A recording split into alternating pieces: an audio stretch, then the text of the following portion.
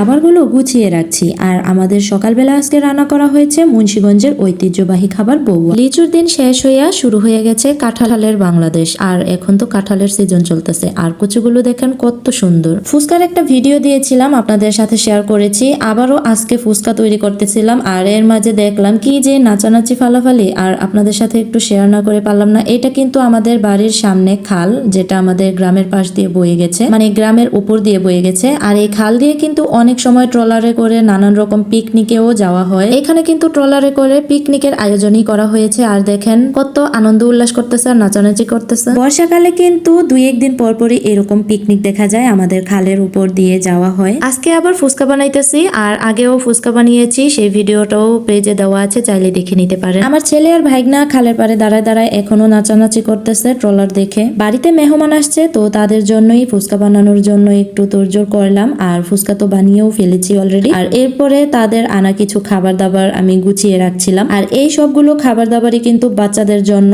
আর আমাদের জন্য বড়দের জন্য, মানে যেগুলো ছিল সেগুলো আগেই আমি গুছিয়ে রেখেছি, সেগুলোর ক্লিপ নেওয়া হয়নি। বাট অনেক কিছু আনা হয়েছে মেহমানরা। তবে বাচ্চাদের এই খাবারের মধ্যে কিন্তু এই ড্রাই কেকটা আমার বিশেষ অনেক পছন্দ।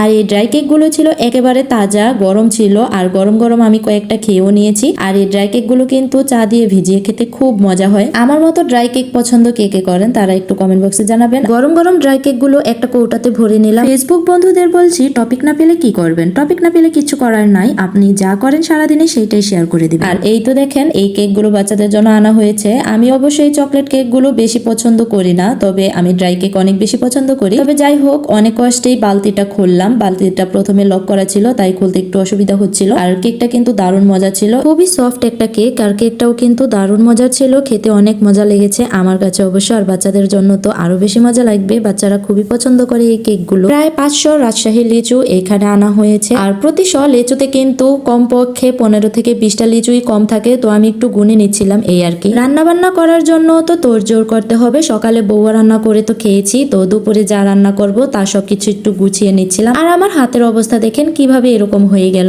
এর ফাঁকে চাল ডাল গুলো একটু ধুয়ে নিচ্ছিলাম। আর এই তো দেখেন আমার হাতের অবস্থা খারাপ হওয়ার মূল উপকরণ। আর এই যে মূল উপকরণটা দেখতেই পারতেছেন, কচু। আর এইখানে কিন্তু 4টা কচু ছিল, কচুগুলো আমি ভালো করে ধুয়ে নেওয়ার জন্য কলে নিয়ে গেছি। আর কচুর মুড়াগুলো এক সেট করে রেখেছি। আর এইখানে পাট শাক রান্না করা হবে। পাট শাক গুলো দেখেন কত সুন্দর লাগতেছে আর প্রচুর পরিমাণে সবুজ। আজকে রান্না করা হবে পাট শাক, ডাল, কচু শাক। আর কচু শাক গুলো কিন্তু আমি ভালো করে কেটে কুটে নিয়েছি। আপনাদের বললাম না যে সকালে বউয়া রান্না করে খেয়েছি, এই তো দেখেন বউয়া এখনো খাইনি, এখন খাবো। তো যাই হোক, অনেকেই খেয়ে ফেলেছে, আমি খাইনি। তো এখন আমি বউয়া খাবো আর আপনাদের সাথে শেয়ার করব মুন্সিগঞ্জের ঐতিহ্যবাহী খাবার।